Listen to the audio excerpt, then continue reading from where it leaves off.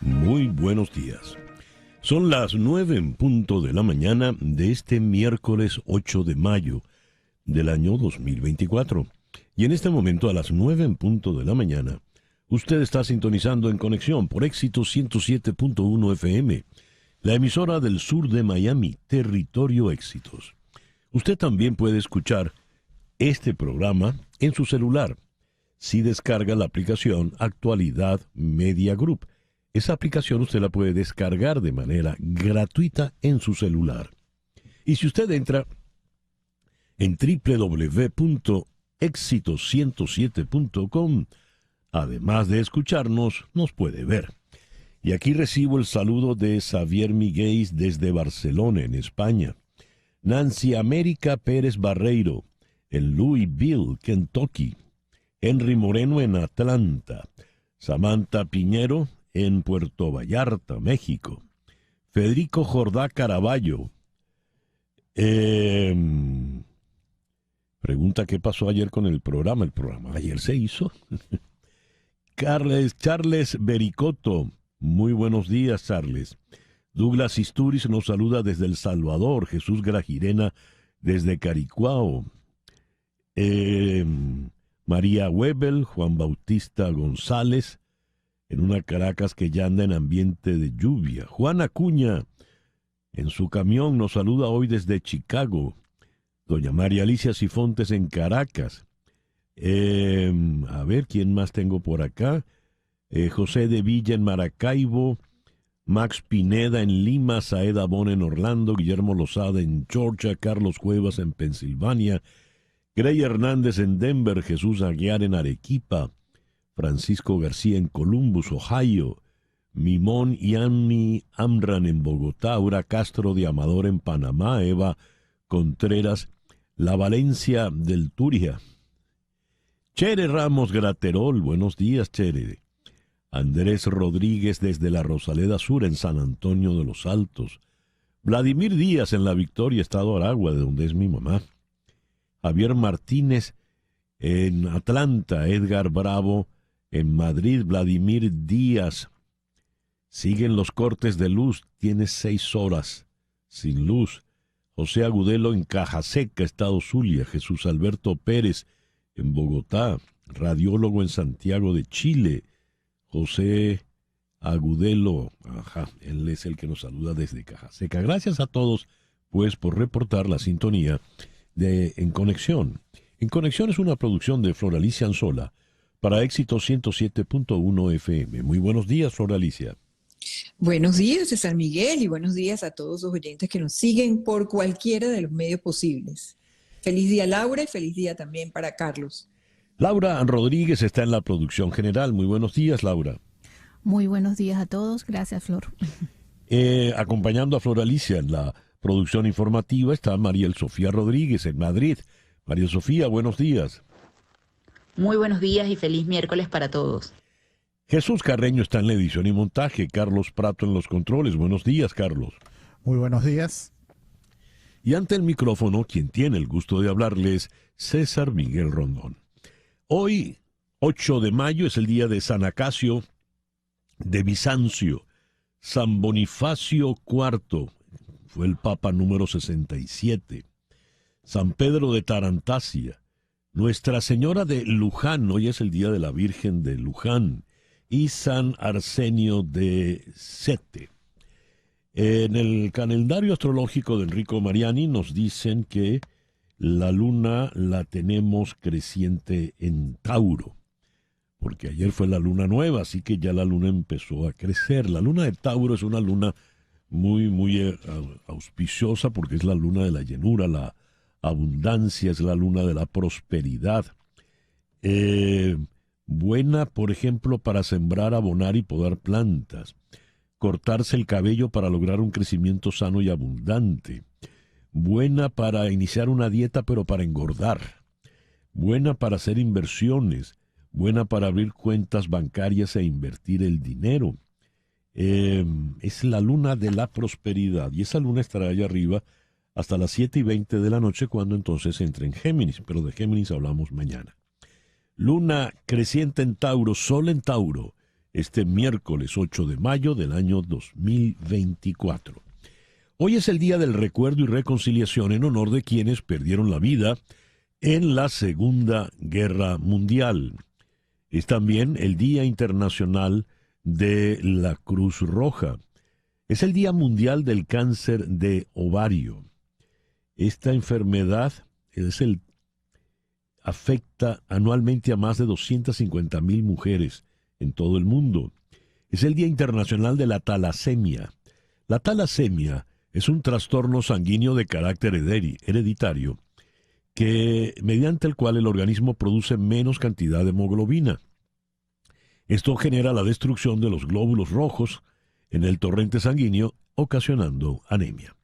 El programa que hemos preparado para el día de hoy lo vamos a iniciar en Madrid, conversando con el periodista Joaquín Gil de El País. Él escribió el reportaje sobre el ex abogado de PDVSA. La red que saqueó a PDVSA pagó $19 millones al abogado de la empresa. Estamos hablando de este individuo y su esposa, que $25 millones le birlaron a PDVSA. Luego vendremos aquí a Miami para conversar con el abogado Rafael Peñalver. Con él vamos a tocar el tema del juicio a Donald Trump, que ayer cobró ribetes ya un poco subidos de tono, porque compareció nada menos que la señora Stormy Daniels. Y a Donald Trump se le oyó, pues, maldecir con palabras gruesas a medida que ella hablaba. Aquí en Miami vamos a conversar con Eval Schaffenberg, editor de Armando Info, para que nos comente su parecer luego de las acusaciones de Tarek William Saab, el fiscal general de Nicolás Maduro, quien señaló que Schaffenberg y Roberto Denis más Sebastián Abarrás y otros periodistas formaban parte de la nómina de Tarek El Aissami. Luego iremos a Moscú para conversar con el historiador George Filatov. Vladimir Putin, al tomar posesión por un nuevo periodo de 6 años más en el poder, con lo cual va a gobernar más que Stalin, dijo que le corresponde a Occidente elegir entre la confrontación y la cooperación. Recordemos que no hace nada volvió a amenazar con armas nucleares. En Washington vamos a conversar con el periodista Eugenio Martínez. ¿Cuál es la verdadera cifra de electores para las elecciones presidenciales de julio del 2024 en Venezuela? Y cerraremos aquí en Miami con la virtuosa violinista Daniela Padrón, quien culmina mañana jueves el ciclo de presentaciones en el monasterio aquí en Miami. Nuestro foro de hoy va a ser muy, muy interesante. Vamos a hablar de la neuroeducación. La neuroeducación y su función en el aprendizaje. Y esto lo vamos a abordar con la doctora Ana Forés. La doctora Ana Forés es codirectora del posgrado de neuroeducación en la Universidad de Barcelona. Y es una experta pues en esto de lo que es la neuroeducación. ¿Cuánto usamos del cerebro? Realmente cómo funciona el cerebro cuando estamos aprendiendo. Será un foro por demás interesante. Ese pues es nuestro programa para el día de hoy, miércoles 8 de mayo. El 8 de mayo de 1429, Juana de Arco, a cargo de un ejército de 5,000 hombres, liberó el sitio de Orleans, en Francia. El 8 de mayo de 1828 nació Henry Dunant, empresario, filántropo y humanista suizo, quien fundó la Cruz Roja, de allí que hoy sea el Día de la Cruz Roja. El 8 de mayo de 1830, Simón Bolívar abandonó Bogotá y se despidió para siempre de Manuelita Sáenz. El 8 de mayo de 1884 nació Harry Truman, quien a la muerte de Franklin Delano Roosevelt se convirtió en el presidente número 33 de los Estados Unidos y fue el que le tocó lanzar las bombas atómicas en Hiroshima y en Nagasaki. El 8 de mayo de 1886, el doctor John Stith Pemberton, un farmacéutico de Atlanta, produjo un jarabe con agua carbonatada que contenía extractos de hojas de coca. Su contador Frank Robinson le dio el nombre de Coca-Cola y así pues surgió la afamada bebida. Hoy estaría cumpliendo 100 años, Sofía Inver. Ella nació en Moldava, y cuando era la Unión Soviética, el 8 de mayo de 1924. El 8 de mayo de 1933, Mahatma Gandhi comenzó la huelga de hambre debido al maltrato de los indios hinduistas y de los invasores británicos en contra de los parias. La huelga de hambre durará 3 semanas. El 8 de mayo de 1945, los aliados aceptan la rendición en Reims de Alemania. El general comandante supremo de los aliados, Dwight Eisenhower, recibió la rendición de parte del mariscal alemán Wilhelm Keitel. Rendición incondicional. El 8 de mayo de 1972, Richard Nixon ordena el bloqueo y minado de los puertos de Vietnam del Norte. El 8 de mayo de 1980, la Organización Mundial de la Salud acepta el informe final sobre la erradicación definitiva de la viruela. El 8 de mayo de 1984, la Unión Soviética no participa en los Juegos Olímpicos de Los Ángeles. Esto en retaliación a el boicot que hizo Jimmy Carter en los Juegos Olímpicos de Moscú en el año 80, que no fueron. Y el 8 de mayo del año 2009, el Papa Benedicto XVI inició su gira por Israel, que le llevaría luego a Jordania y a los territorios palestinos. Yendo al mundo de la música, el 8 de mayo de 1894 nació este caballero, oriundo de Santiago de Cuba, donde murió en 1971 a los 77 años. El que conformó el trío Matamoros y compuso, entre tantas, esa maravilla que es el Son de la Loma. El 8 de mayo de 1910 nació Mary Lou Williams. Mary Lou Williams fue una pianista de jazz y de blues fundamental, fue una gran compositora y fue la influencia fundamental para muchos de los que vendrían después, incluyendo todos los del movimiento del bebop y hasta del cool jazz. 8 de mayo de 1917 nace Miguel Arcángel Conil. Miguel Arcángel Conil, conocido como el gran Miguelito Cuní, convergencia del gran bienvenido Julián Gutiérrez. Miguelito Cuní, uno de los grandes soneros que dio Cuba, cantó como solista, estuvo con el conjunto de Chapotín y sobre todo con el conjunto de Arsenio Rodríguez, oriundo de Pinar del Río. Falleció en La Habana a los 67 años en 1984.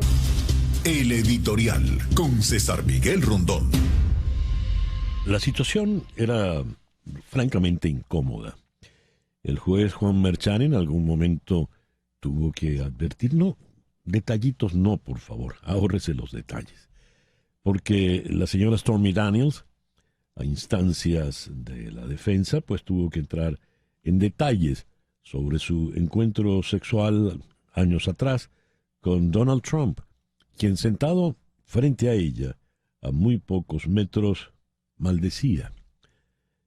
Y no hacía esfuerzo alguno por contener la voz, por bajar el tono.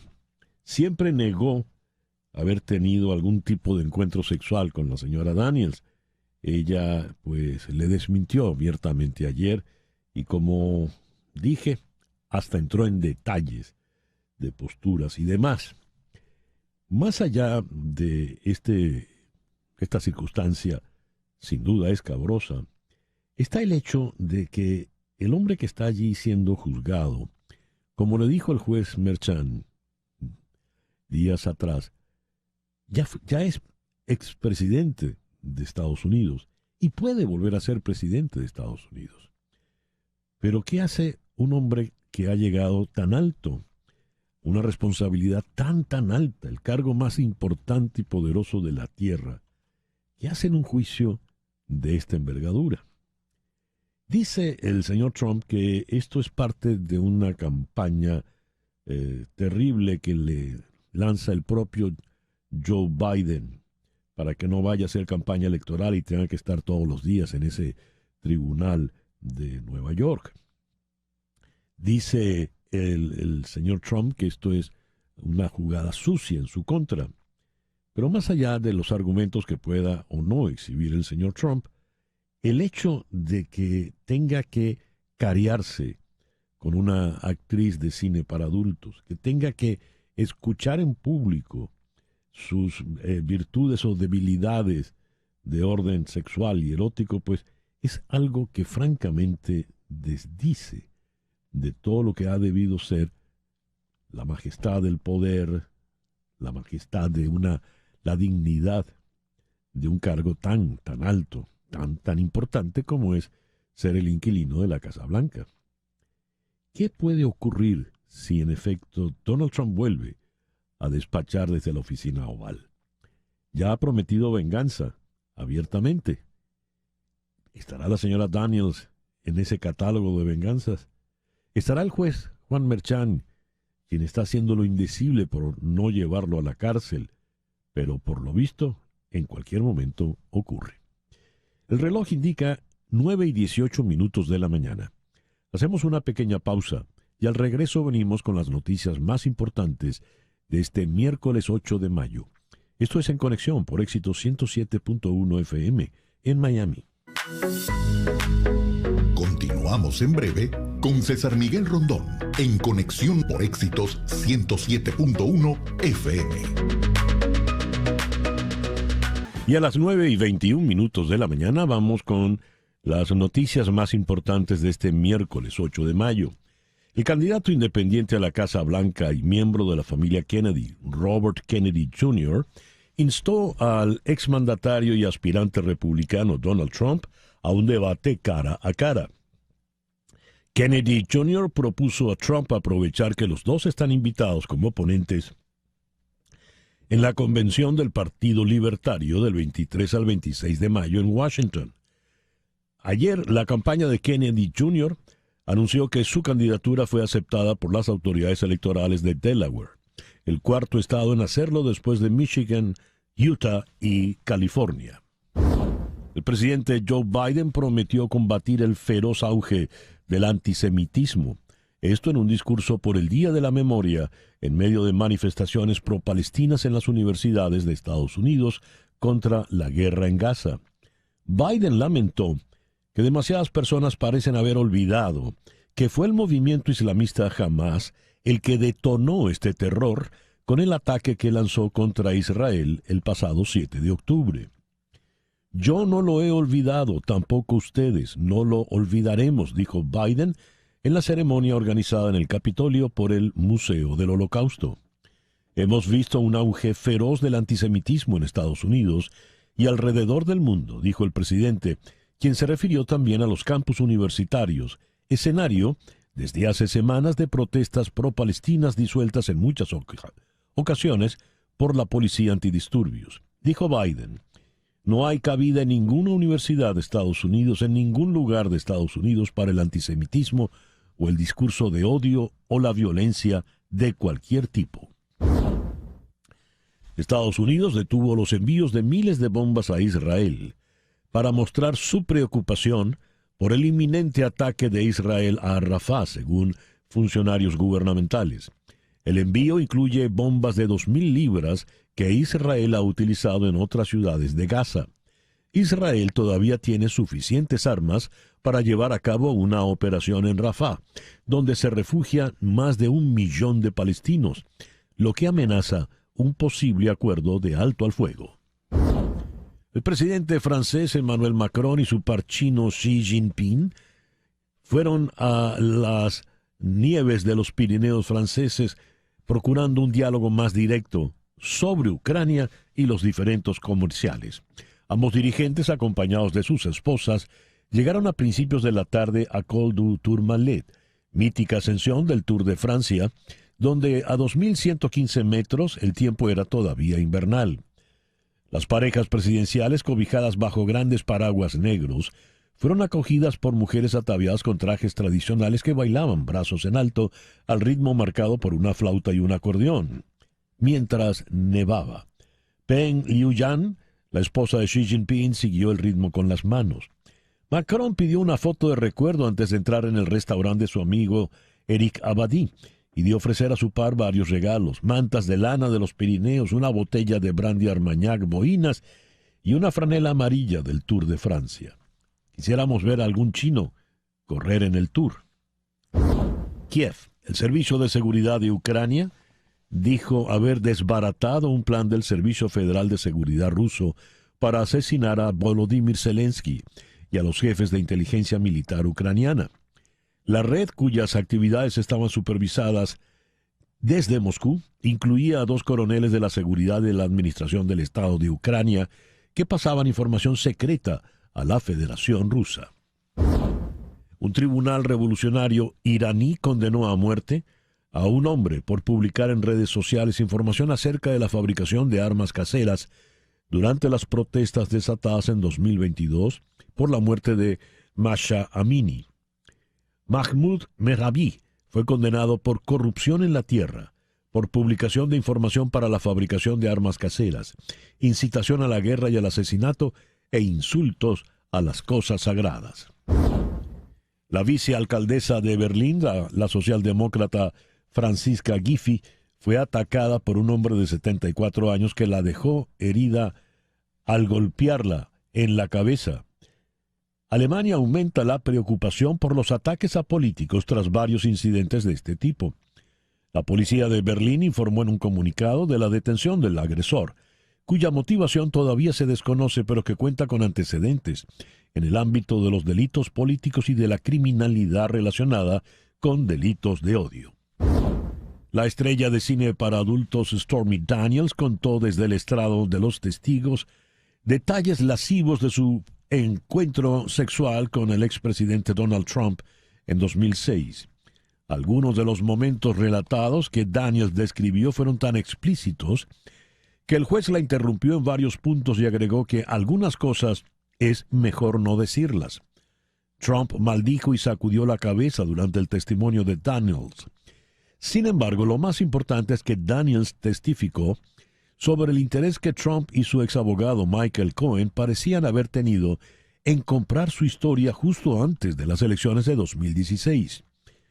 También el martes un juez federal pospuso indefinidamente el juicio por documentos clasificados de Trump, citando cuestiones importantes en torno a las pruebas clasificadas que deberían resolverse antes de que el caso penal federal se presente ante un jurado.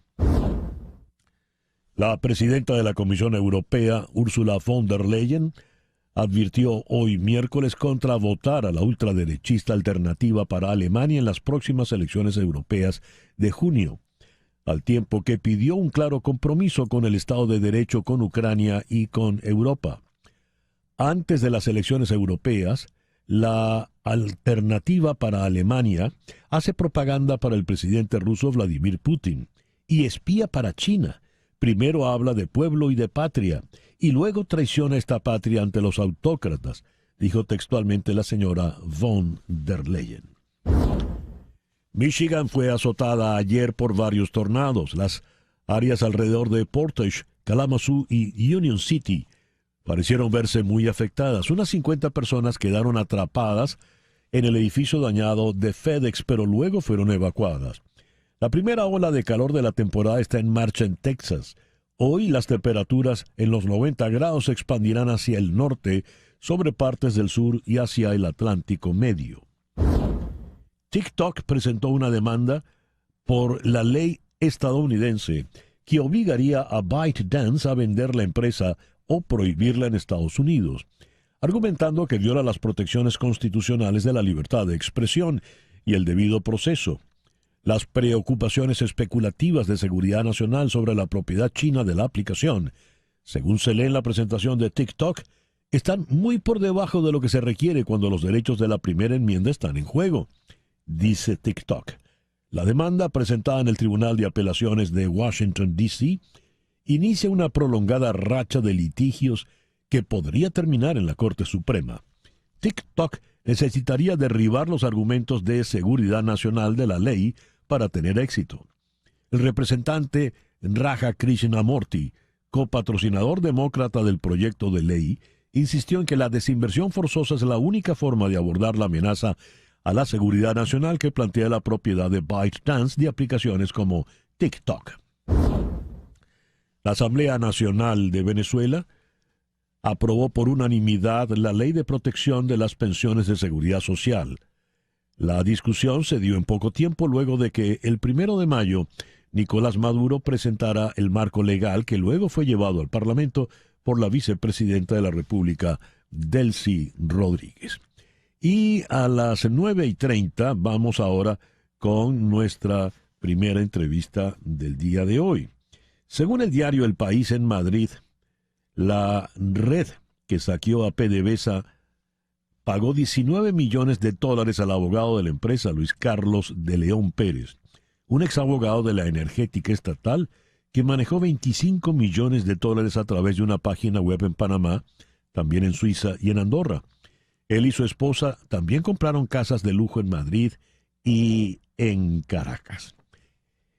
Quien llevó adelante esta investigación y la publicó en el diario El País de Madrid es el periodista Joaquín Gil. Vamos a Madrid para conversar con él. Joaquín, muy buenos días, muy buenas tardes por allá. Muchísimas gracias por atendernos. ¿Qué tal? Buenas tardes desde España y encantado como siempre de hablar contigo, César Miguel. A ver, Joaquín, ¿qué te lleva a averiguar las andanzas de este señor Luis Carlos de León Pérez y su esposa? Bueno, nosotros en el diario El País hace 7 años empezamos una investigación sobre la trama que saqueó 2.000 millones de euros de Petróleos de Venezuela, la principal empresa pública del país. Y en el marco de esas pesquisas pues hemos ido desgranando, mi compañero José María Irujo y yo, distintos aspectos de cómo este grupo de exjerarcas chavistas creó toda una estructura offshore de sociedades pantalla vinculada a paraísos fiscales para mover el dinero del saqueo. En este periodo de tiempo hemos, como le digo, publicado decenas de informaciones sobre esta trama que saqueó la primera empresa pública de Venezuela. Y hace unos meses nos llegó una información con un informe de la Unidad de Inteligencia Financiera de Andorra. Andorra es un pequeño país entre España y Francia, de 77.000 personas, donde este grupo blanqueó parte de su botín. Este informe era sobre el señor Luis Carlos de León Pérez y de su esposa, Andreina Gámez. Entonces, entre lo que nos pareció significativo es que esta pareja había cobrado $19 millones de los principales jerarcas que habían participado en el saqueo, en el expolio, en el latrocinio de la empresa pública, sí, entre los que se encontraba el exviceministro de Energía, Nervis Villalobos, y Luis Carlos y el señor Luis Mariano Rodríguez Cabello, que es el presunto testaferro, el presunto prestanombres de la red, ¿no? Un hombre que a través de un opaco entramado de cuentas movió 1.144 millones de dólares en Andorra.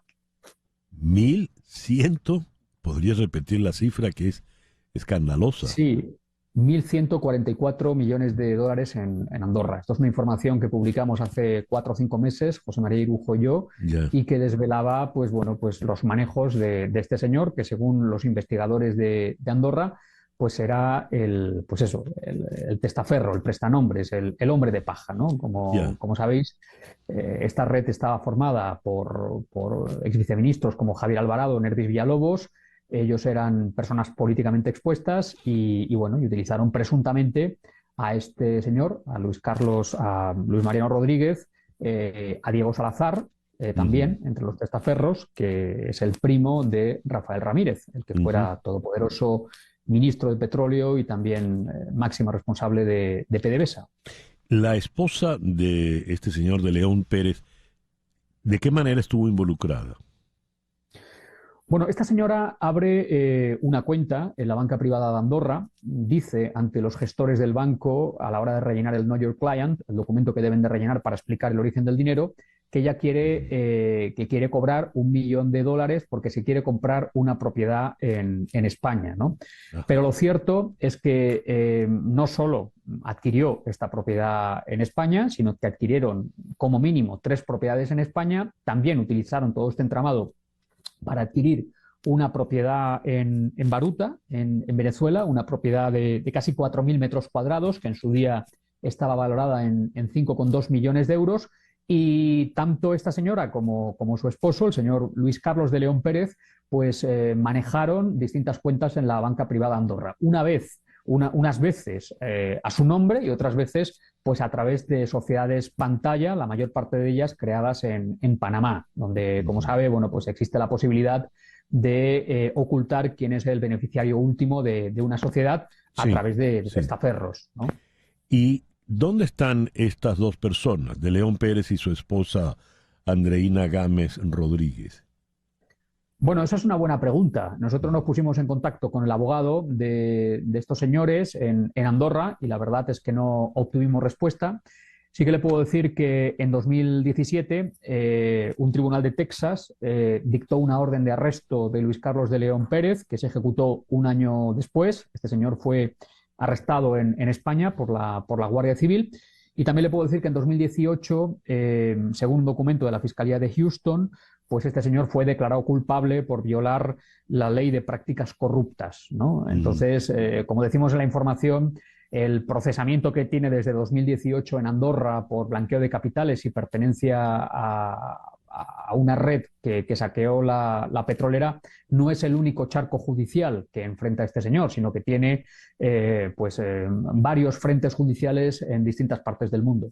¿De dónde sale este señor para que le hayan confiado todo este tipo de operaciones? ¿Qué tipo de vinculación tenía con altos personeros o ministros del régimen chavista? Bueno, es una buena pregunta. Digamos que este señor es un alto funcionario de PDVSA y un alto funcionario también de Electricidad Estatal de Caracas, de la empresa pública de electricidad, y por algún motivo que se nos escapa, él pues accede a un reducido grupo de personas, entre los que se encuentran, como le digo, Villalobos y Javier Alvarado, que son los que pilotan esta red. Una red que en esencia consistía pues en cobrar sobornos de empresas, especialmente chinas, que luego recibían adjudicaciones de la petrolera estatal, que es el principal adjudicador de contratos públicos de Venezuela. ¿Qué sabemos de Villalobos y Alvarado?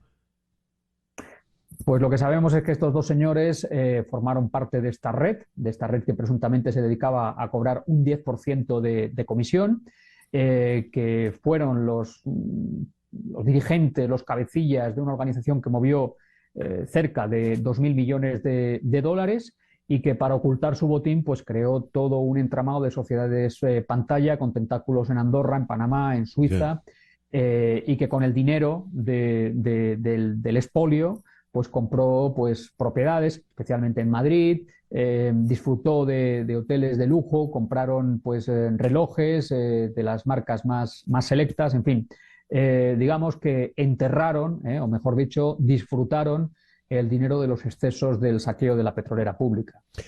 Y no es el único escándalo, porque esto que estás comentando, Joaquín, nada tiene que ver con el escándalo que se ha llamado PDVSA Cripto, que le ha costado pues el desmantelamiento, ha perdido el poder el otrora todopoderoso Tarek El Aissami y sus compinches, ¿no?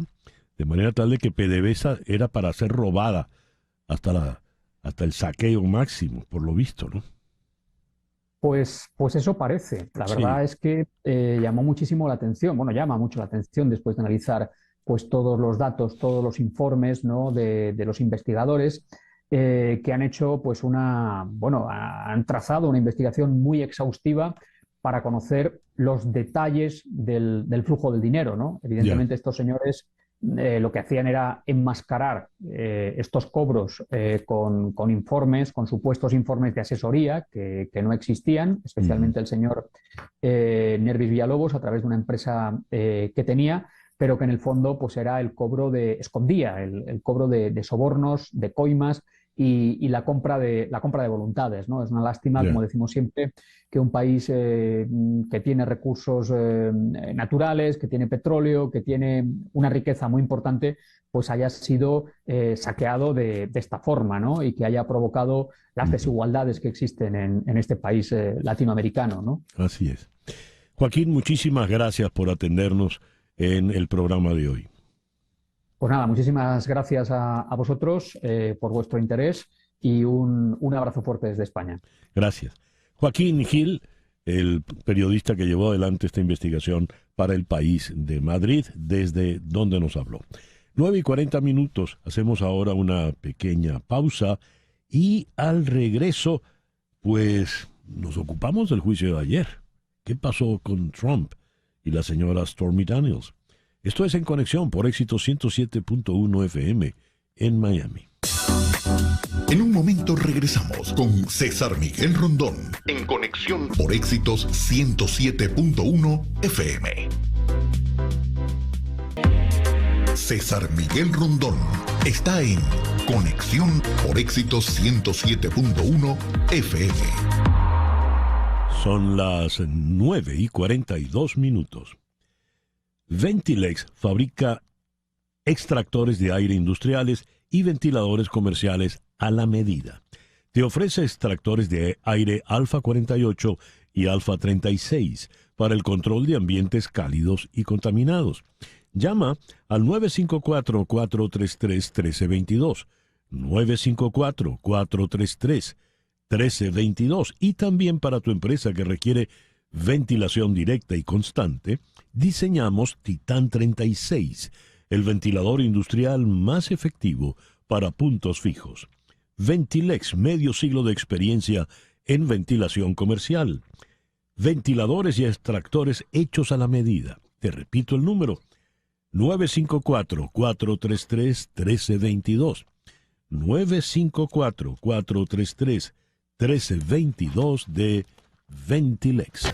Bien, vamos a ocuparnos de lo que ocurrió ayer en el tribunal, en la corte en Nueva York, cuando compareció ante el juez la señora Stormy Daniels y según los testigos, pues el expresidente Donald Trump, de mirada impasible, pues maldijo y no bajó la voz, según reclamo del juez Merchan. ¿Qué ocurrió en el día de ayer? Aquí en Miami está el doctor Rafael Peñalver, abogado, licenciado en Florida y también en Washington, D.C. Rafael, muy buenos días. Muchísimas gracias por atendernos. Buenos días, César Miguel. Y esa música de los Beatles me recuerda a mis años de teenager.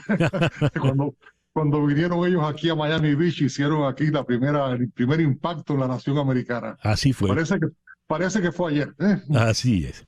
Bien, dejemos los gratos recuerdos atrás por un momento y vengamos al presente, que no parece ser muy grato. ¿Qué impresión como abogado, como ciudadano americano te causó lo de ayer en el juzgado de Nueva York, Rafael? Mira, de verdad, una pena que estemos nadando en estas aguas. Para mí me pareció algo de verdad bochornoso.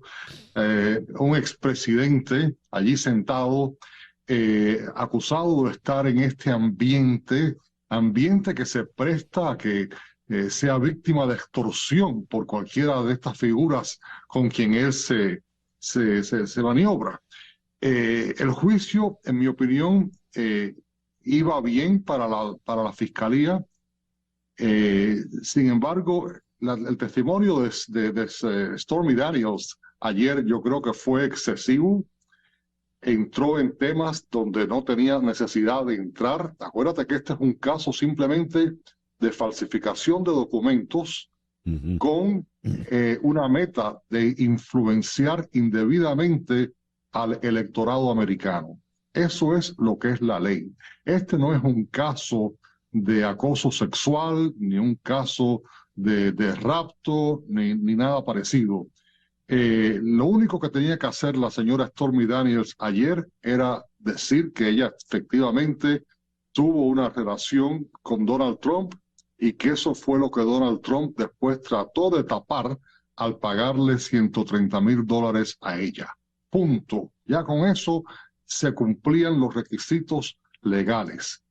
Cuando ella entra en temas de que fue a tener, que fue invitada a comer por Donald Trump y que le dijo que se reunieran en su apartamento y que cuando llega al apartamento se encuentra Donald Trump en pajamas y que ella va al baño y cuando sale del baño se encuentra Donald Trump en paños menores y que se para al frente de la puerta para que ella no saliera.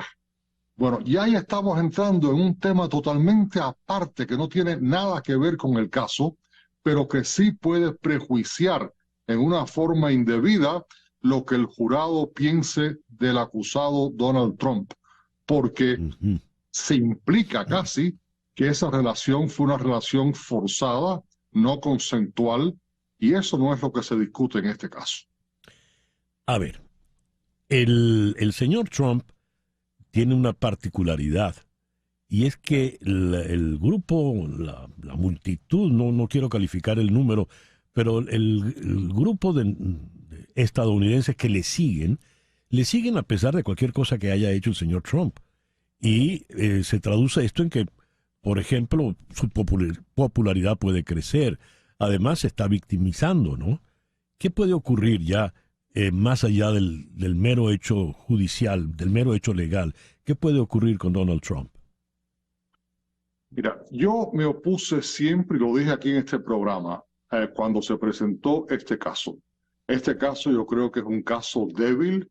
Yo pienso que haber roto la tradición de no encausar a ningún expresidente norteamericano y la estabilidad política que eso traía, por un caso como este, de un caso de pagos a actriz porno, etcétera, que era un error, especialmente cuando hay 3 otros casos verdaderamente serios que afectan la seguridad nacional, que afectan la constitucionalidad, que afectan lo que es el traspaso pacífico del poder. Esos otros 3 casos, cualquiera de ellos sí se debía seguir adelante y deberían, se justifica que se rompa esa tradición de no encausar a un expresidente con estos 3 casos, porque ningún expresidente anteriormente había intentado quedarse en el poder después de haber perdido las elecciones, y eso no es permisible. Así que el país tenía la obligación de encausar a Donald Trump por esos 3 casos, pero no por este. Este es un caso de verdad que bochornoso en todo sentido. Y a Donald Trump, para contestar la pregunta, es cierto que tiene una base ciega que no lo sigue, que lo sigue a pesar de lo que sea. Ya se arrepentirán cuando uno sigue a una persona y se convierte en un ídolo, especialmente una persona con el background de Donald Trump, viendo en los mares en los que él nada. Yo creo que es penoso. Esas personas a largo plazo yo creo que se darán cuenta de su error, y la pregunta es si se darán cuenta antes de las elecciones, porque es contradictorio que ese grupo conservador, llamado conservador religioso, esté adorando a este señor que rompe todas las normas de lo que es ser conservador, rompe todas las normas religiosas, rompe todas las normas morales, y sin embargo ni es conservador, ni es republicano, ni es un defensor de las libertades de este país, ni es un defensor del mundo libre y de la democracia a través del mundo. Así que es una contradicción, y ojalá que el país se dé cuenta antes de noviembre. Una última pregunta, Rafael. ¿Qué puede hacer el juez Merchan a todas estas? Bueno, la fiscalía presentó el caso, entonces después, inmediatamente que terminó el testimonio de Stormy Daniels, la defensa pidió que se anulara el juicio, que se declarara que el impacto que había tenido la señora Daniels con sus palabras, que fueron más allá de lo del juicio, que justificaba que se anulara el juicio. El juez Merchan le negó esa petición ayer, pero eso no cierra la puerta para que se la conceda en algún otro momento. También corremos el riesgo de que aun si fuera encontrado culpable Donald Trump, cosa que yo encuentro difícil, porque para que sea encontrado culpable tendría que ser por unanimidad del jurado. Muy difícil conseguir unanimidad cuando tú tienes una figura pública de esa magnitud. Recordemos el caso de O.J. Simpson, donde toda la evidencia estaba ahí. Sí. Sin embargo, el jurado sobrepasó la evidencia para encontrarlo inocente. Yo no creo que Trump vaya a ser encontrado inocente, pero sí creo que pueda ser un jurado que se divida, que hayan 11 miembros o 10 miembros dispuestos a encontrarlo culpable y 2 que no se vean convencidos, y entonces tendríamos lo que se llama un hung jury, que es un juicio sin determinación.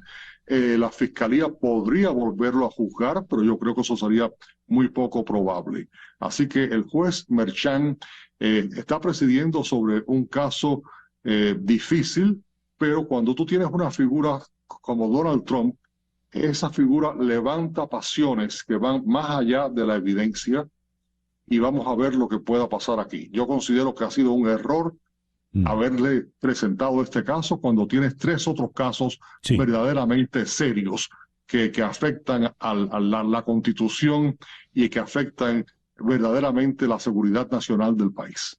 Rafael, muchas gracias por atendernos en el programa de hoy.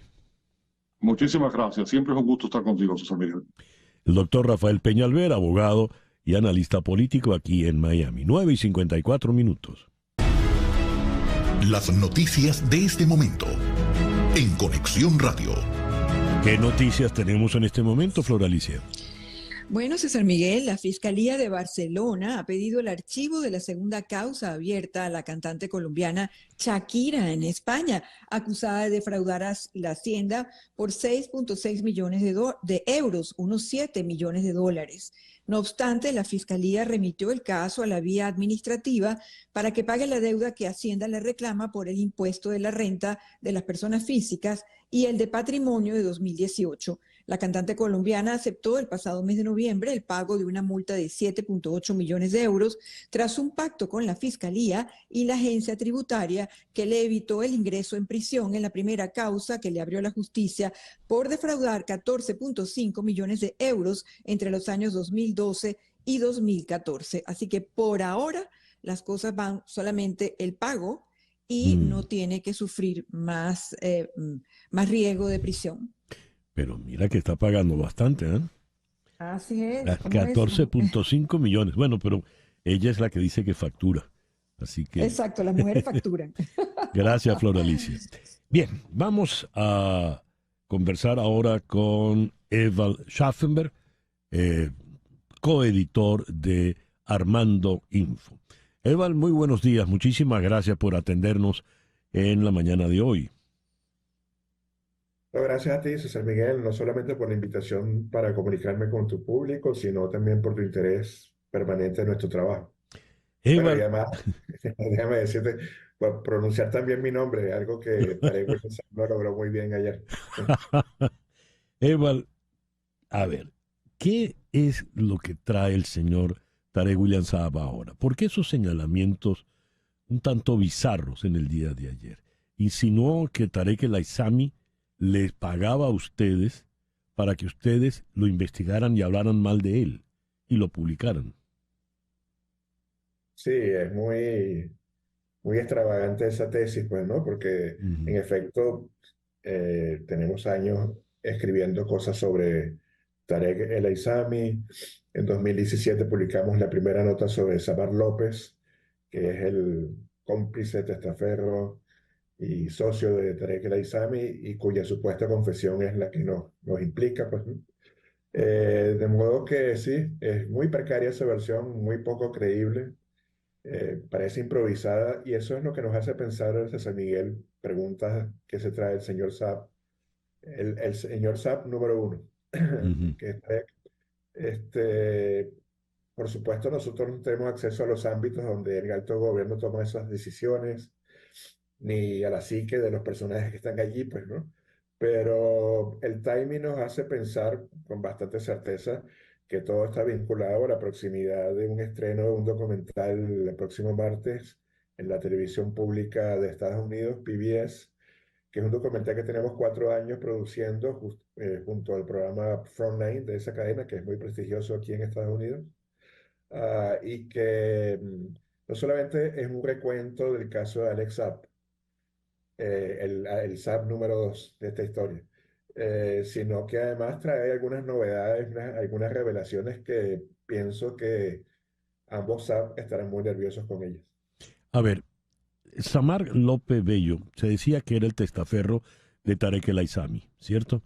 Y Sí, ahora le vemos en un video muy sereno eh, contando todas estas historias donde ustedes eran ficha, Roberto Denis, tú, Sebastián Abarráez, entre otros periodistas, fichas de Tarek El Aissami. Es decir, Samar López se le volteó a Tarek El Aissami. ¿Por qué no habla Tarek El Aissami mismo?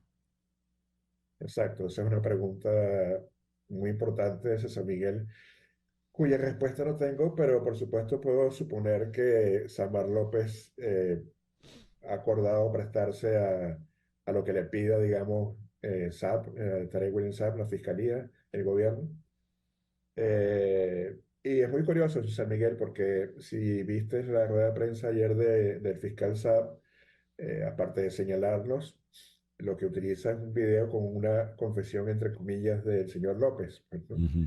Y es curioso porque no presentan ninguna otra prueba, pues, ¿no? No sé, cheques, emails, qué sé yo. Y en cambio le da tanto crédito a la versión de alguien que él mismo está acusando de ser un corrupto socio de alguien que quería derrocar a Maduro, que al menos, diría yo, habla muy mal de la profesionalidad de la fiscalía, ¿no? Esto es casi una ironía lo que estoy comentando, porque sabemos para qué está la fiscalía chavista, Ujú. pero en todo caso luce como muy irrisible, muy improvisada, muy torpe la versión que ayer se difundió desde la fiscalía. Dices, esto es una especie de adelantarse al estreno del documental que ya, por supuesto, va a tener audiencia total, no solo en Estados Unidos. Eh, ¿Cuál será la pieza clave de esta estrategia? Por el momento la lleva adelante Tarek William Saab, pero alguien está detrás de Tarek William Saab maquinando todo esto. ¿Cuál será el objetivo ulterior, Evan? Bueno, yo por una parte imagino que debe ser inminente algún tipo de imputación Ujú. contra mí, contra Roberto. Como bien sabes, las imputaciones penales son personales, pues, ¿no? También me imagino un escenario en el que abran una investigación contra Armando Info, contra la propia empresa, digamos. Cosa que de cristalizar, pues por supuesto me hace preocuparme por el personal que tenemos en Venezuela, en campo. Y en definitiva, supongo que lo que buscan es intimidarnos de tal manera que dejemos de hacer nuestro trabajo, pues, ¿no? Somos muy pequeños, esa y como tú sabes, estamos dispersos en el exilio, pero bueno, somos una piedrita en el zapato de ese poder omnímodo que el chavismo o el chavismo madurismo quiere tener. Entonces pienso que, al menos en lo que respecta a nosotros, el fin último es acallarnos. ¿Por qué si son tan pequeños ustedes, apenas la piedrita en el zapato, por qué se preocupa tanto Tarek William Saab por ustedes? Porque hacemos periodismo de investigación, pues.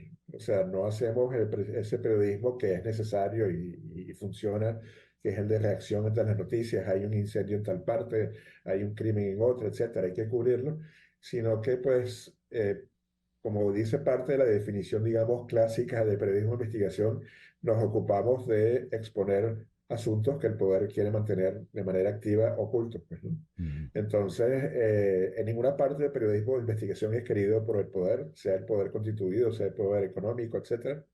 Y bueno, aquí estamos viendo una muestra de ello, pues en efecto somos muy pequeños, estamos cumpliendo ahorita 10 años, por cierto, de fundados. por lo que esperamos todavía hacer algunos eventos, digamos, para conmemorar la fecha. Este, pero bueno, yo creo eso, pues nos consta por lo que hemos vivido en nuestro exilio en Colombia y aquí también en Florida, que hay muchos organismos de inteligencia internacionales, etcétera, que se alimentan de lo que nosotros revelamos, pues, ¿no?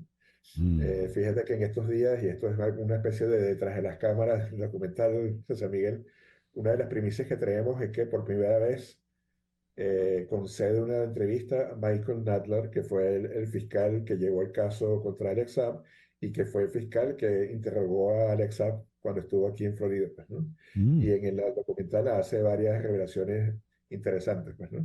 Pero en medio de esa entrevista, el propio Michael Nadler le dijo que quisiera saber quiénes eran las fuentes de Roberto Deni en ese tema, pues, ¿no?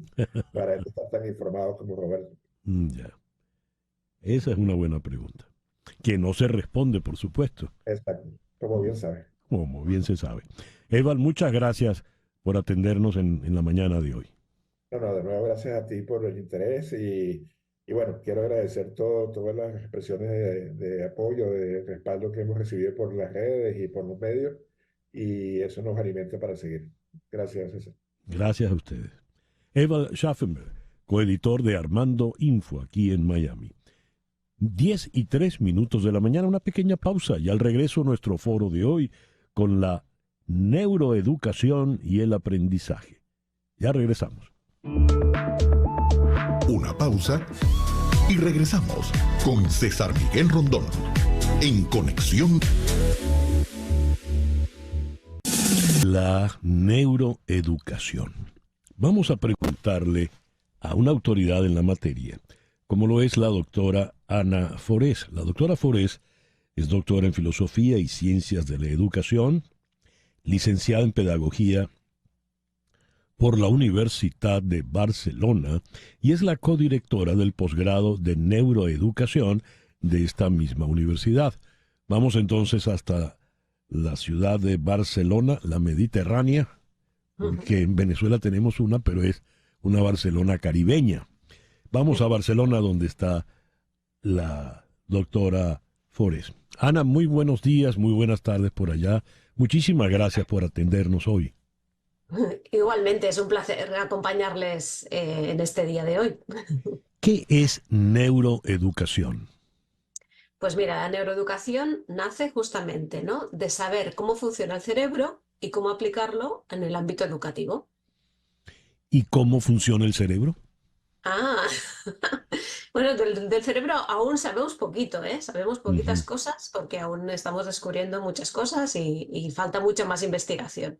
Pero sí que hay cosas que empezamos a saber. Y sobre todo lo que nos están diciendo es por qué, ¿no?, hay cosas que hacíamos en educación y funcionan o por qué hay cosas que hacíamos en educación y que no funcionan. ¿Cuáles hemos hecho que no funcionan? Pues mira, hay muchas cositas, ¿no? Por ejemplo, aquello de que la letra con sangre entra, pues sabemos ya que... Que no bueno, entró. claro, bueno, de entrar puede entrar, pero hay otras maneras mucho más fáciles de aprender que no sea por, Yeah. por sangre, vaya. ¿Y qué sabemos de ese cerebro a la hora de aprender? Porque de Mira, eso se trata. sí, claro. Sabemos que biológicamente los seres humanos estamos hechos para aprender. O sea, aprender para nuestro cerebro es muy fácil, ¿sí? Biológicamente, ¿aprender qué es? Pues establecer conexiones, ¿no? Que las neuronas se conecten las unas con las otras. Por tanto, es muy importante conectar los conocimientos nuevos con lo que ya sabemos. Y eso es un ejercicio que a veces no lo hacemos muy consciente a la hora de aprender, que es esa interconexión entre lo nuevo y lo que ya sabemos. O sea, antes de intentar aprender algo nuevo, tenemos que saber relacionarlo con lo que ya sabíamos o que pueda encajar, ¿no?, en esas conexiones. Eso me recuerda a una vieja definición de inteligencia, que era la capacidad de unir, de hilvanar ideas dispersas para lograr una tercera idea, ¿verdad? Claro, la idea siempre es cómo hacemos esas conexiones que sean lo más fuertes posibles, más mielinizadas posibles, ¿no? Lo más fuertes posibles, justamente, y cómo las seguimos utilizando, porque otra cosa que también sabemos es que si dejamos de utilizar, ¿no?, ciertos conocimientos, como en toda la vida, ¿no?, pues se van a perder. A ver, ¿qué es resiliencia generativa? Muy bien. Mira, la resiliencia normalmente se empezó a estudiar, ¿no?, como esa capacidad que tenemos los seres humanos, ¿no?, de delante de una adversidad salir fortalecido. Ya. Pero muchas veces nos acordamos de la resiliencia cuando nos pasan cosas, ¿no? Por ejemplo, en la pandemia, ¿no?, se habló mucho de resiliencia porque estábamos metidos en ese ojo del huracán, ¿no? O cuando se vive un huracán, se habla de resiliencia porque estamos metidos en eso, ¿no? Pero la resiliencia generativa lo que te dice es, no tienes que esperar estar en la adversidad para trabajar la resiliencia, sino que la has de trabajar mucho, mucho, mucho, mucho, mucho antes. ¿Y cómo la trabajo? ¿Cómo me preparo si no Claro, tengo la necesidad? Porque pareciera claro, pero que solo reaccionamos claro, cuando, como decía cuando que pasan cosas. exactamente. Claro, pero en la vida nos van a pasar siempre situaciones, ¿no? Desde yo qué sé, muertes de algún familiar o amigo del entorno más próximo seguro que vamos a tener, enfermedades también vamos a tener, separaciones o duelos, ya sean migratorios o duelos por el trabajo o no. O sea, que hay muchas situaciones en la vida que nos ponen en tesitura, ¿no?, de adversidad. Ujú. Pero muchas veces nos acordamos cuando ya estamos metidos en el problema. Entonces, ¿cuándo tenemos que empezar a trabajar? Pues tenemos que empezar a trabajar, fíjate, en el vientre materno. O sea, imagínate que pronto. Ya. ¿Cómo, por lo general se pone el acento en el maestro, ¿verdad? Ajá, Tradicionalmente. En el sí, docente. Hay que preparar al docente para que eduque. Pero en ajá, el educando no, sí. no nos estamos fijando. ¿Qué debemos hacer con el educando? Con ese joven, con ese niño que va a aprender. Bueno, pues y también otra de las cosas que sabemos desde la neuroeducación es que cada cerebro es único. ¿Por Ujú. qué? Porque las conexiones que hay, ¿no?, son únicas. Con lo cual, lo que nos está diciendo es que la educación ha de ser inclusiva sí o sí. O sea, tenemos que hacer posible que todos los niños del salón o de las clases, ¿no?, o del colegio se sientan, se sientan partícipes de ese proceso. Por tanto, vamos a intentar, ¿no?, diseñar propuestas educativas teniendo en cuenta la diversidad que vamos a tener en el aula, justamente para dar a cada niño, a cada niña, a cada chico, a cada chica, lo que necesita para poder aprender mejor. ¿Podrías darnos algún ejemplo, Ana? Sí, hay infinidad, ¿no? Desde teniendo en cuenta esa diversidad, cuando diseñamos, no solamente, o sea, el sistema educativo tal como se diseñó hace 100 años o ciento y poco años, ¿no? Ujú. La prioridad en aquel momento era dar mucha información a muchos niños, ¿sí? Era un sistema pues más tipo fábrica para entendernos, ¿no? Ya. Entonces lo que se intentó es buscar la media, ¿no? La media, pues un niño a los 7 años debe de, ¿no? Una niña a los 6 años debe de, ¿no? Ujú. Pero no se tuvo en cuenta, si fuera una campana de Gauss, ¿no? No se tuvo en cuenta en los extremos. Lo que estamos Ujú. diciendo ahora es, cada niño es diferente, cada niña es diferente, por tanto, cuando diseñemos tenemos que diseñar para todos, ¿sí? Entonces, cuando yo diseño para todos, no para la norma, sino para todos, tengo que ser un poco más creativo, ¿sí? Ujú. Entonces, vamos a hacerlo, pues, interniveles, que se puedan colaborar entre ellos, ¿no? Que puedan compartir diferentes estrategias, personalizando más el aprendizaje que no individualizando. Bueno, hay diferentes propuestas justamente que ya se están haciendo, ¿eh?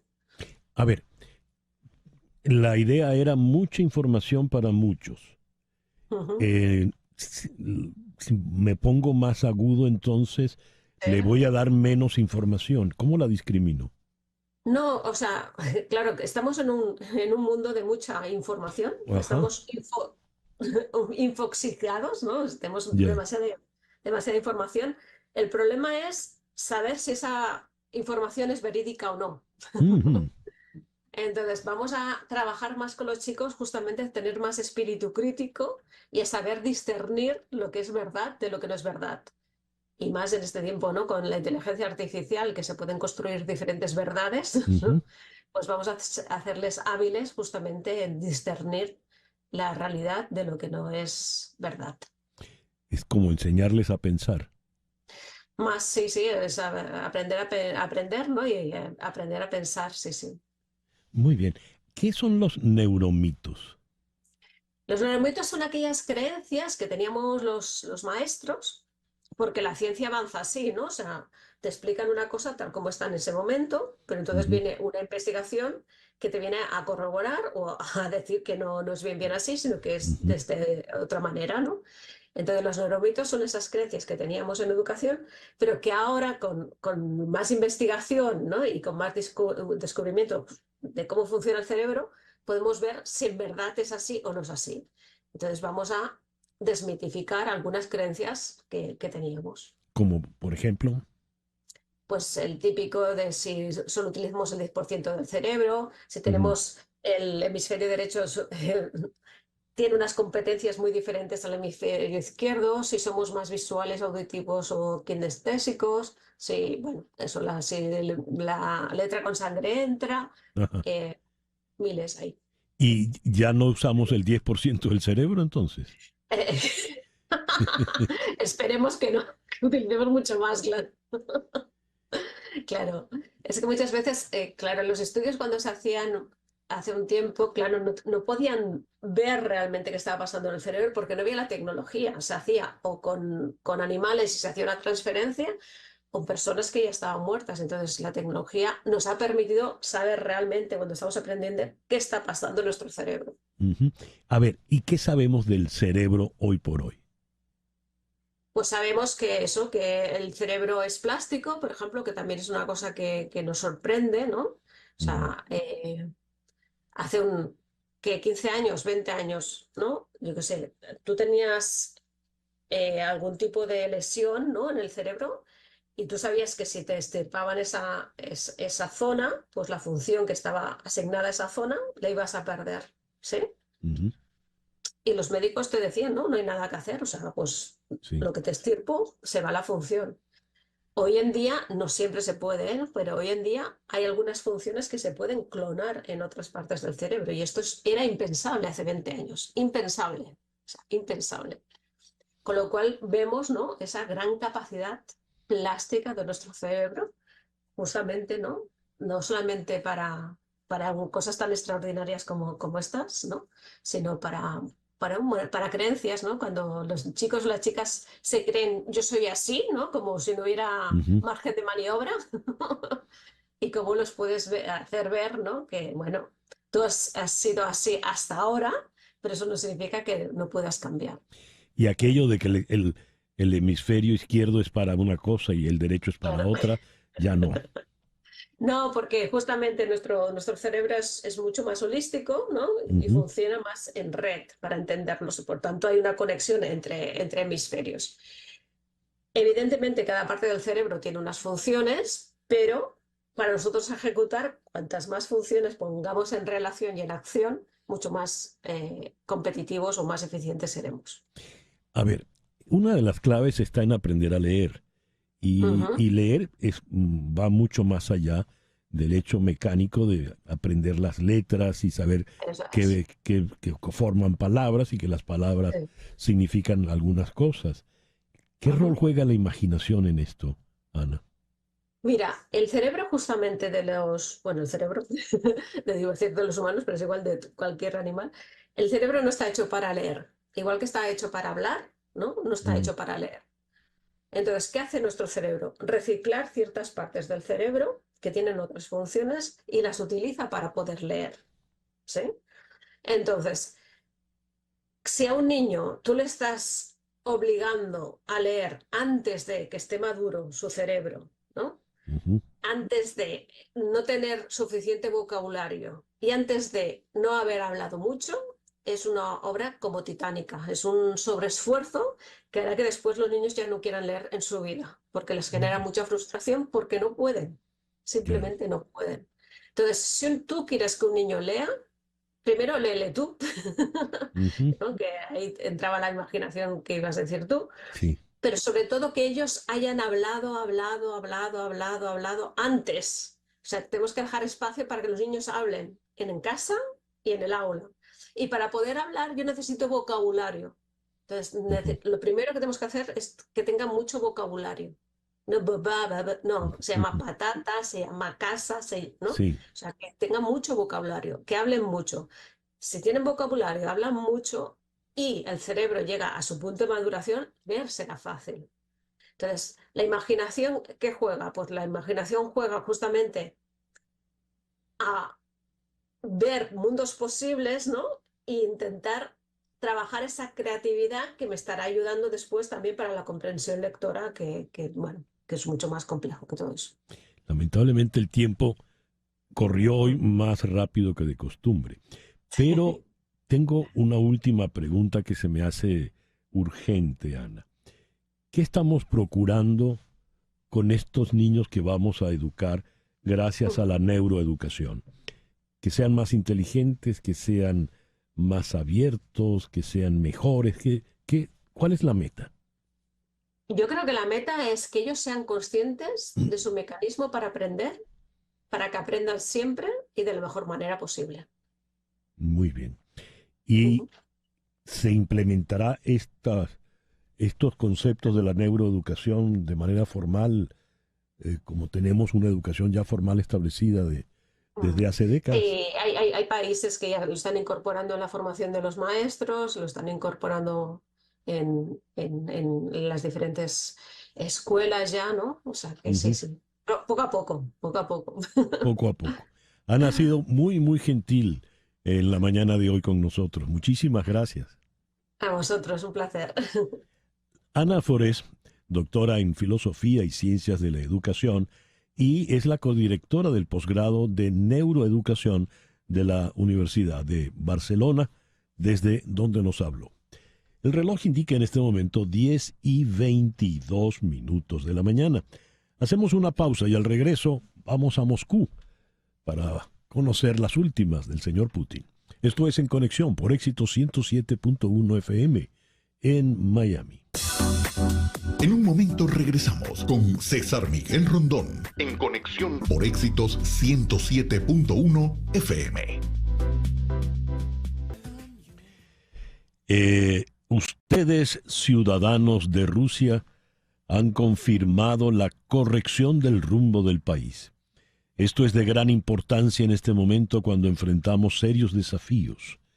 Veo una profunda comprensión de nuestros objetivos históricos comunes, una determinación de defender firmemente nuestra elección, nuestros valores, la libertad y los intereses nacionales de Rusia.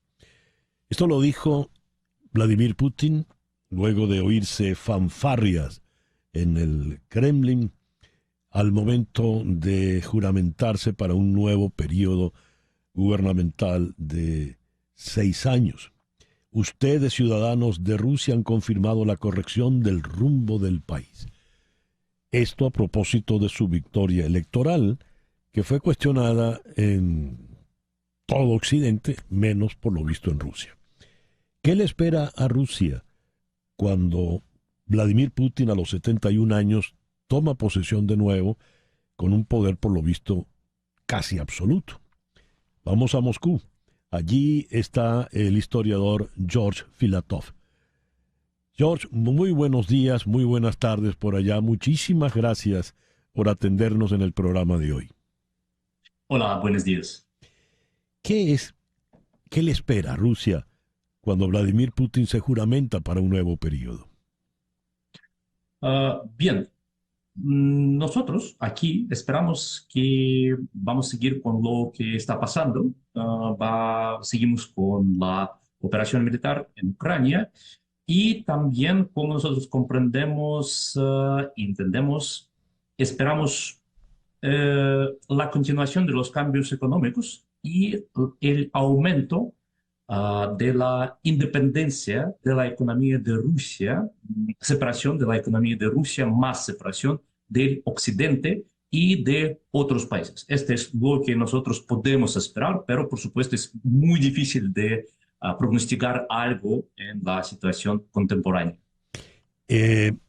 Ha insistido el señor Putin de nuevo en el tema nuclear y ha planteado unos ejercicios nucleares hacia el sur, cerca de la frontera con Ucrania.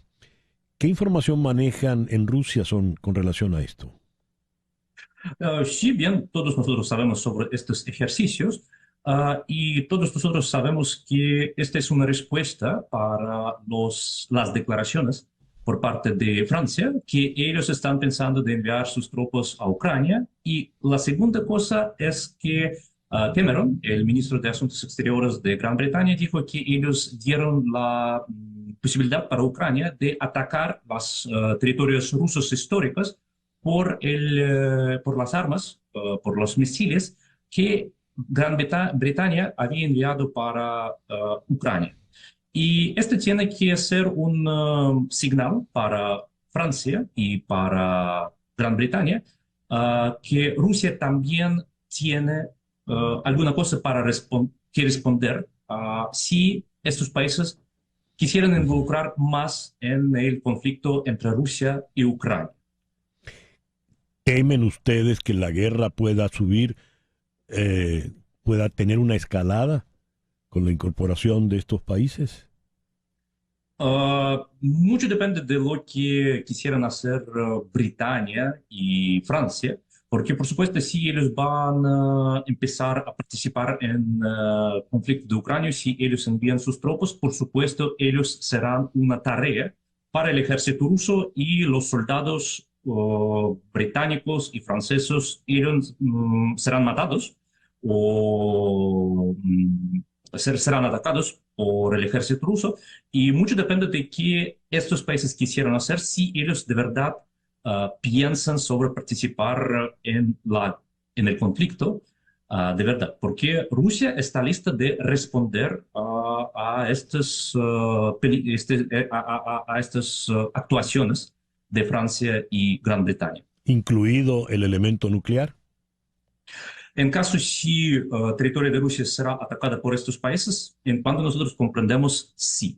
Pero esperamos, nosotros aquí todos esperamos que estas palabras de Cameron y de Macron, que estas palabras sean solo una bravada para su público interior. Y nosotros aquí esperamos que ellos no van a hacer estos pasos porque, bien, todos tenemos que comprender que Rusia tiene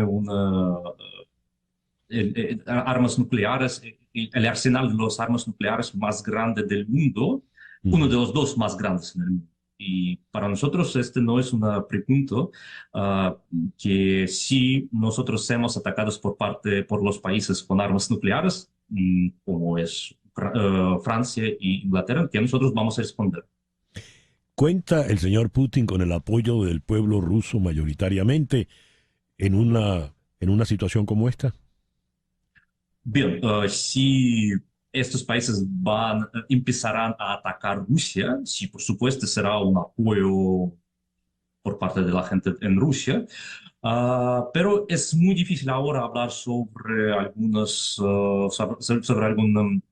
estadístico oficial o sondeos, porque estamos en la situación del conflicto bélico bastante intenso y por supuesto existe un control de la información por parte del gobierno que es normal para todos los países que están en el proceso de guerra, como por ejemplo en Israel hay una censura militar oficial, aquí también existe este momento.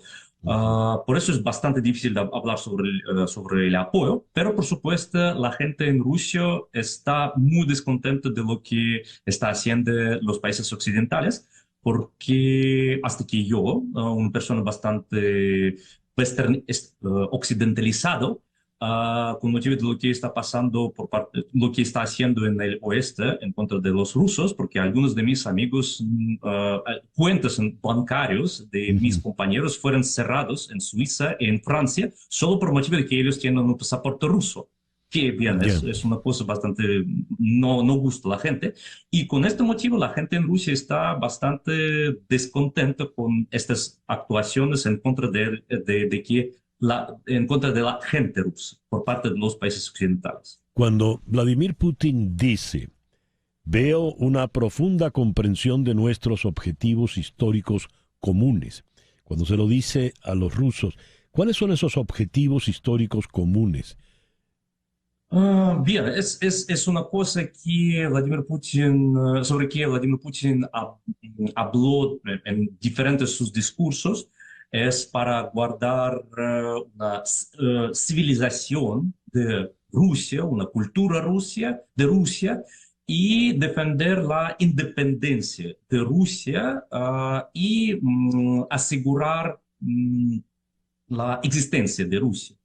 Y según Vladimir Putin y sobre la élite, según lo que piensa élite rusa, es que hay un peligro por parte de los países occidentales a estas cosas, con motivo de no solo de la influencia cultural, pero también por motivo de que ellos, su infraestructura militar está acercando a Rusia. Y en cuanto nosotros comprendemos, este es sobre qué Putin está pensando. Ya. George, muchas gracias por atendernos en el programa de hoy. Muchas gracias por invitarme. George Filatov es historiador, investigador del Instituto de la Historia en la Academia de Ciencias de Rusia. Nos habló desde la ciudad de Moscú. 10:34. Las noticias de este momento en Conexión Radio. ¿Qué noticias tenemos en este momento, Flor Alicia? Bueno, César Miguel, la policía berlinesa desalojó a un grupo de manifestantes pro-palestinos que había ocupado un patio de la Universidad Libre de Berlín y había montado un campamento de protesta. Según la universidad, los manifestantes intentaron también acceder a las aulas para ocuparlas. La universidad ha dicho en un comunicado que ha habido daños materiales en el campus y que ha puesto una denuncia penal. En 3 edificios de la institución en Berlín tuvieron que interrumpirse las clases y las bibliotecas y el comedor universitario de la zona afectada estuvieron cerrados temporalmente. Los cerca de 100 manifestantes, según el diario Der Tagesspiegel, corearon consignas como avergonzaros, los medios alemanes mienten, medios nazis alemanes, y bueno, de allí para adelante, y pedían una Palestina libre. Eso ocurrió en el día de hoy. Dios. Bueno, se complica todo. Gracias, Flor Alicia. Recién vi un reportaje en CNN en español donde decía que en Argentina ni siquiera votaría el 2% de los venezolanos que está en Argentina. Y si reparamos en la inmensa diáspora, pues por lo visto esa diáspora no va a poder votar tampoco. ¿Cuál es la verdadera cifra de electores para el 28 de julio? Bueno, esa pregunta se la hacemos a quien confiamos pueda tener una respuesta bastante certera, como lo es el periodista Eugenio Martínez, en este momento en la ciudad de Washington. Eugenio, muy buenos días, gracias por atendernos. Buenos días, César, un gusto escucharte y verte. Igual digo. Eugenio, ¿qué cifras estamos manejando? Bueno, lamentablemente para la elección del 28 de julio apenas 69.000 venezolanos en el extranjero van a poder votar, lo cual implica una reducción significativa, 40% de los que ya estaban inscritos. Recordar que empezamos el año con 107.000 inscritos para votar fuera de Venezuela. ¿Por qué hay menos electores fuera de Venezuela? Admitidos para votar. El Consejo Nacional Electoral retiró de oficio a 37.000 venezolanos que estaban inscritos en los Estados Unidos y 5.000 que estaban inscritos en Canadá a causa de que no existen relaciones diplomáticas con estos países. No excluyó, eso sí, a los venezolanos que están inscritos en Ecuador, por lo menos hasta este momento, lo cual también da cuenta del trato diferenciado que puede haber a la hora de valorar las relaciones, bien sea con Estados Unidos, Canadá, la reanudación de esas relaciones y Ecuador, en este caso. Cuando hablas de una diáspora de casi 8 millones de venezolanos, 69.000 es nada prácticamente. Entonces, los venezolanos en el exterior no existen electoralmente hablando. Electoralmente hablando, no. De hecho, creo que es importante resaltar que todas las trabas que impuso el Consejo Nacional Electoral para cercenar el derecho de los venezolanos en el extranjero, Al final, después del operativo especial de actualización del registro electoral, solo 508 personas lograron inscribirse como nuevos electores y solo 6.020 lograron cambiar su centro de votación de Venezuela hacia el lugar en donde se encuentran residenciados. Y esto se explica básicamente porque, primero, el operativo empezó muy tarde.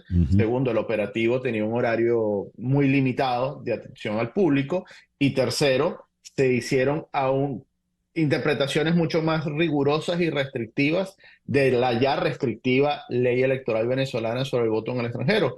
Recordar que la ley pide residencia o cualquier otro régimen que denote legalidad de permanencia. Sin embargo, el gobierno venezolano llevó la interpretación al máximo de solo residencia legal permanente emitida o otorgada en los últimos 3 años, además. Bien. No votan los que están fuera, no votamos. ¿Y los que están adentro? ¿Qué números se está manejando, Eugenio? Estamos hablando de 21.400.000 personas, en teoría, en el papel, que están habilitadas para votar. Sin embargo, dentro de esos 21.400.000 personas, se encuentran los 4.5 millones aproximados de electores que están en el extranjero. Es decir, esta cifra, aunque oficial, en la práctica hay que recalcularla. Estamos hablando que el registro en realidad de los que están adentro de Venezuela, que van a tener posibilidad de votar, debe rondar aproximadamente los 17 millones de personas, aproximadamente. Bueno, el registro para los jóvenes votantes, ¿de qué manera se pudo acoplar? ¿De qué manera pudo corregirse? Estamos hablando que la estimación inicial antes del operativo especial era de 2 millones de jóvenes menores de 25 años no inscritos en el registro electoral. Según los datos del Consejo Nacional Electoral, 600.000 personas, 611.000 personas se inscribieron en el registro electoral, la mayoría de estos jóvenes. Prácticamente el 25% de lo que se calcula está por fuera del registro electoral. De hecho, si vemos la distribución de electores por rango de edad, menores de 25 años, solamente hay 1.8 millones inscritos para votar, cuando el resto de los rangos de edad son de aproximadamente 4 millones de electores. Hay más electores de más de 65 años que electores entre 18 y 25 años, siendo Venezuela un país eminentemente joven. Es absurdo, totalmente, ¿no?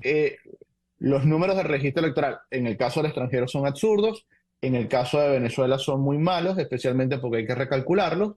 Y aún así, tal vez lo más llamativo, pensando en la mecánica electoral del 28 de julio, es la creación de 1.700 nuevos centros de votación y la distribución de electores a centros de una sola mesa. Los centros de una sola mesa aproximadamente son el 50% de los 16.000 centros de votación que va a haber el 28 de julio. Esos centros de una mesa son particularmente especiales o importantes porque son los centros donde se incrementa el control político y electoral del gobierno. Y el gobierno venezolano nunca ha perdido en el global en centros de votación de una mesa, ni siquiera en momentos como la elección parlamentaria del año 2015, donde la oposición nacionalmente sacó más de 2 millones de votos que el PSUV. Ni siquiera en ese escenario la oposición logró ganar globalmente en los centros que tienen solamente una mesa de votación. ¿Eso por qué, Eugenio? En esos centros es donde hay más control político, es donde generalmente no hay testigos de la oposición porque se les impide participar, es donde hay más control de misiones sociales, o hay más control o voto asistido, por decirlo de alguna manera, es donde se despliegan los puntos rojos, es donde se despliegan algún otro tipo de técnicas como el llamado carrusel para verificar por quién están votando los ciudadanos. Buena parte de la estrategia electoral del gobierno venezolano se va a centrar en ganar en los centros de una mesa para tratar de equilibrar de alguna manera la intención de voto el 28 de julio. Bueno, veremos qué ocurre.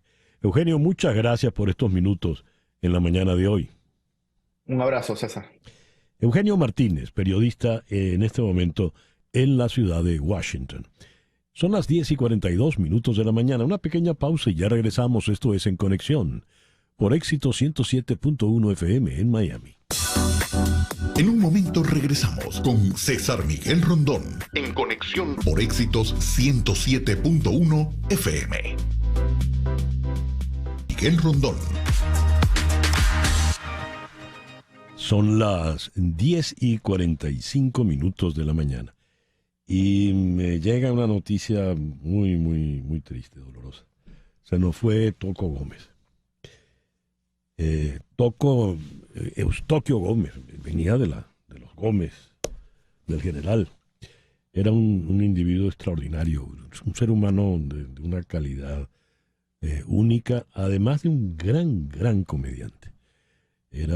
Los personajes que hizo pues fueron extraordinarios y era un hombre muy, muy buena gente. Era imposible no quererlo, ¿no? Así que se nos fue el gran Toco Gómez. Bueno, a recordarlo siempre. Bien, sigamos entonces con el programa. Hoy a las 10, a las 9 de la noche tenemos, ahora se me fue, a Carlos Acosta en el análisis semanal en TVV Network. Carlos va a abordar junto a Gaby Peroso, Alberto Miller y Edgar Simón Rodríguez, va a tocar el tema María Corina Machado como fenómeno electoral. Eso será a las 9 en análisis semanal por TVV Network.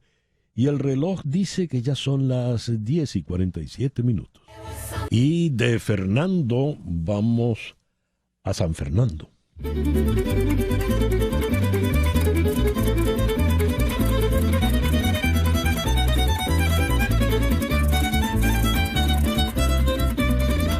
A San Fernando de Apure a 2000 por hora, ¿eh?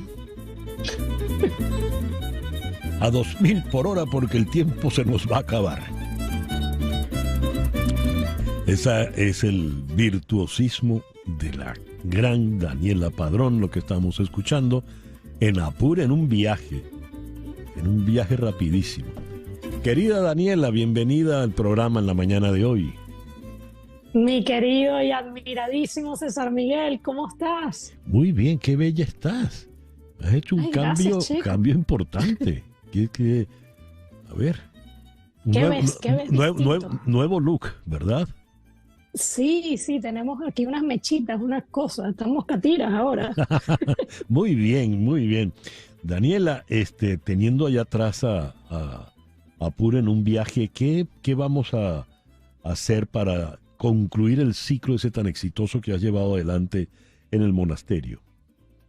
Bueno, esta vez vamos a lanzarnos algo súper poco común para lo que hemos hecho en el monasterio. Vamos a invitar a The Miami Funk Machine, los Wizards. Es una banda que hace funk y que representa de la manera más increíble a Miami, porque son chicos de muchas partes del mundo reunidos en una sola banda y que levantan una fiesta como nadie. Sí, así que bueno. A ver, creo que tengo algo de música de ellos. ¿Esos son ellos? La verdad es que en mi monitor no estoy escuchando todavía nada.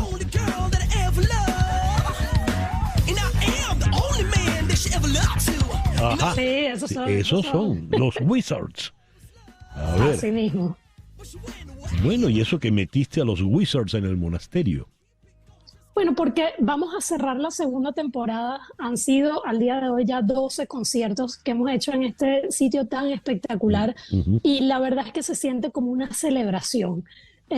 Y bueno, qué mejor manera de celebrar que con una banda que celebra la multiculturalidad de Miami y que levanta hasta el Miami Heat. Ellos fueron la banda oficial del Miami Heat por un tiempo, acaban de tocar en la Fórmula 1, o sea, siempre son parte de eventos en donde la euforia y la felicidad está por allá. Entonces yo quería traer un poco de esta euforia al monasterio. Sin embargo, como sabes, nuestro concepto en el monasterio siempre es de intimidad. Entonces, lo que decidimos es que van sin brass, es decir, sin trompetas, sin saxo, sin trombón.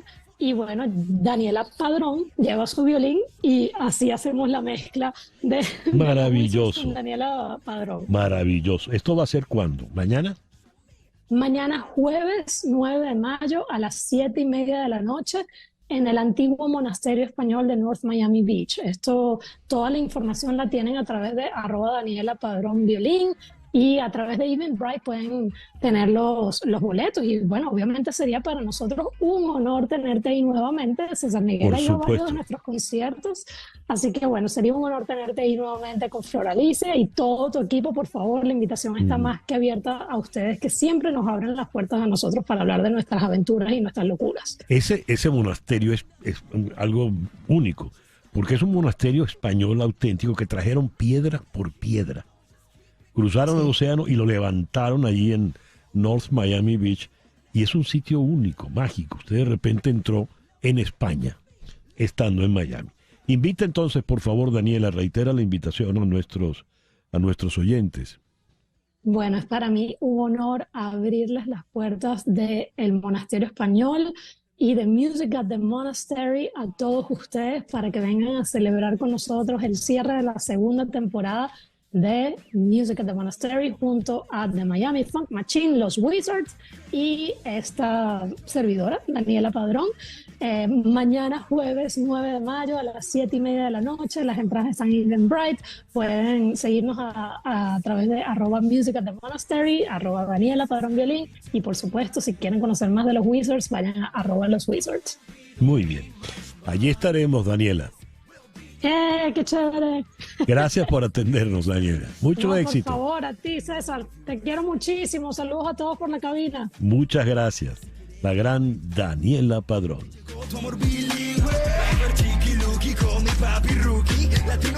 Y ya son las 10:53. Las noticias de este momento en Conexión Radio. Y ya para cerrar, ¿qué tenemos, Flor Alicia? ¿Qué para cerrar, qué tenemos? Sí, aquí estoy. Algo que me parece insólito que acabo de leer y que forma parte de lo que trabajaremos seguramente en el día de mañana, y es que el ELN está dispuesto a volver a sus acciones de secuestro extorsivo porque no les dieron respuesta a la necesidad de financiación alternativa que ellos habían pedido a cambio, entre otras condiciones, de la paz. Es algo insólito y bueno, eso significa que esta era de secuestro que se pensaba que había terminado, pues ahora ha recomenzado con fuerza. Dios, muy malo, muy malo. Bueno, ya veremos qué ocurre. En efecto, nos ocuparemos de esa noticia mañana y en los días por venir. Gracias, Flor Alicia. El reloj indica 10:54. Y con la guitarra bluesística de Joe Bonamassa, nos vamos por el día de hoy. En Conexión fue una producción de Flor Alicia Anzola para Éxito 107.1 FM, con Laura Rodríguez en la producción general, Mariel Sofía Rodríguez en la producción informativa, Jesús Carreño en la edición y montaje, Carlos Prato en los controles y ante el micrófono. Quien tuvo el gusto de hablarles, César Miguel Rondón.